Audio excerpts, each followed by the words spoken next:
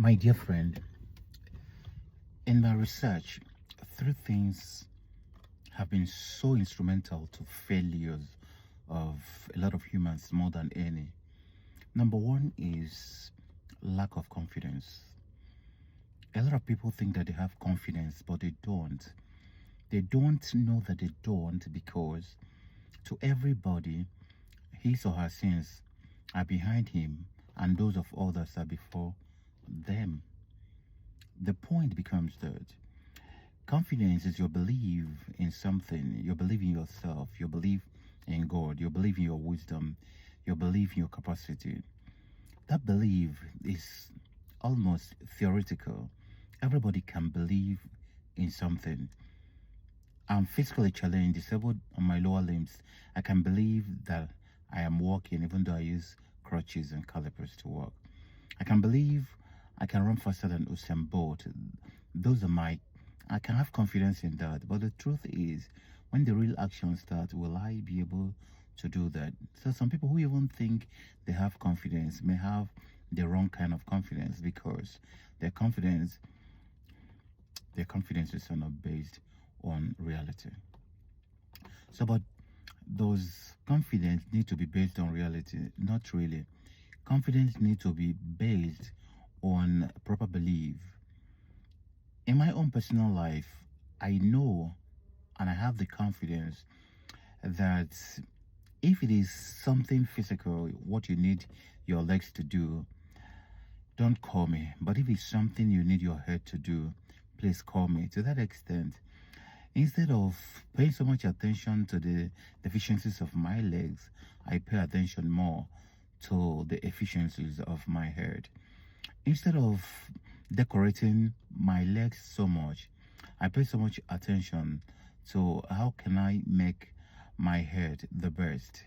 And that's why early in my life I took to reading a lot because that's the only way I can know better than my friends, my colleagues, than my brothers and sisters. I can know better than the people around me, my neighbors.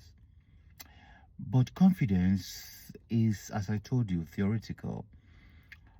What I mean by that, it is the basis for whatever you want to do, you know, is believe. Now you need to move it over to the realm of action. And that action is what we call courage. You need to have courage in your confidence. In other words, you need to have the confidence to carry out your confidence. You need to have the courage to move into the realm of doing instead just the realm of saying. So confidence really must meet courage before it can actually give you any result. So a lot of people have powerful ideas lying, fallow in their computers, in their head, in their notebooks, but they can't do it. Even though they have confidence in the fact that those ideas are powerful and great, but they lack the confidence to be able to take it to the marketplace. So you see, the power of confidence cannot actually do so much if you don't mix it with the effectiveness, the efficacy of courage. So courage is the boldness to do. Courage is actually picking your tool and going to work. Courage is writing that proposal and sending it out. Courage is going to meet that person. Courage is picking that phone and calling the person who you need to call. Courage is so important that without courage, confidence, yeah, is not really amazing. But you see, there's a third mixture that you must put in there. That is what I call enthusiasm. If you have courage, if you have confidence, if you lack enthusiasm, you won't have the staying power. You just do it because you had no here and there. You had people who said the naysayers. You have people who just looked down on your idea. What you do, you just go home and you start crying. And so enthusiasm is the ability to wake up in the morning being so eager, so enthused, so anxious to go and do. Now, it helps you with your level of joy, helps you with your excitement. It's excitement to actually be out there, to do something, to withstand the pressures and all those. Now, for you to have these three and then you have them in the right quantity, you must understand the importance of another three. But I wouldn't know if I have the time because I don't want the video to be long. The next three is that in understanding enthusiasm, courage, and confidence, you must know the importance of education, schooling, and streets. You must straddle these three. Now, schooling is what we did to have PhD. Schooling is what we did. We go through a curriculum and we write exams and, write projects, and then we are rewarded with degrees. It is amazing. It's wonderful, and I have a lot of them. But you see, it is actually nothing in the 21st century when you compare the fact that, the 21st century is a century of permissionlessness. A little boy does not need any permission to be able to do anything. A little boy doesn't need any permission to be able to succeed. A little boy doesn't need any permission to be able to walk his way through things. He doesn't need so much degrees. Doesn't even need any degree to even work for the best companies.